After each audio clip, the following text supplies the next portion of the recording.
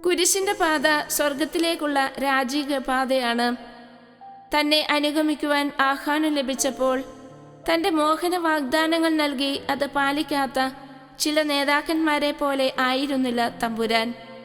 നീതിക്ക് വേണ്ടി കഷ്ടതകൾ സഹിക്കേണ്ടി വരുമ്പോൾ, ഒറ്റപ്പെടുത്തലും കുറ്റപ്പെടുത്തലുകളും ഉണ്ടാകുമ്പോൾ, നൊമ്പരങ്ങളേറ്റി നെഞ്ചു തകരുമ്പോൾ, ഹൃദയം നുറുങ്ങി കുരിശിലേക്ക് നോക്കി ആ തിരുമുറിവുകളെ ധ്യാനിക്കുമ്പോൾ ജീവിതത്തിൻ്റെ പരുപരത്ത യാഥാർത്ഥ്യങ്ങളുടെ അർത്ഥം ലഭിക്കുന്നതായി എത്രയോ അനുഭവങ്ങൾ.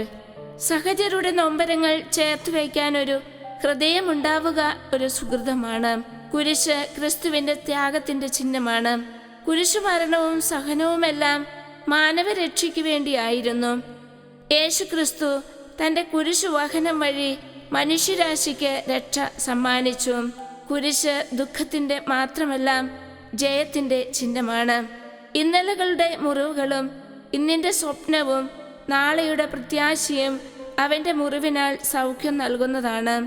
ജീവന്റെ ഉറവിയായ ദൈവത്തെ ഉപേക്ഷിച്ച് പൊട്ടക്കിണറുകൾ തേടിപ്പോകാതെ ദൈവത്തോട് ചേർന്നിരുന്ന് ഫലം പുറപ്പെടുവിക്കുന്നവരാകാൻ നമ്മെ സഹായിക്കുന്നത് സഹന നിമിഷങ്ങളാണ്.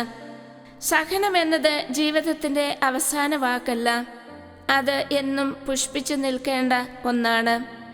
ആകയാൽ സഹനം രക്ഷാകരമായ ഒരു അനുഭവമായി മാറാൻ ഇടയാകട്ടെ.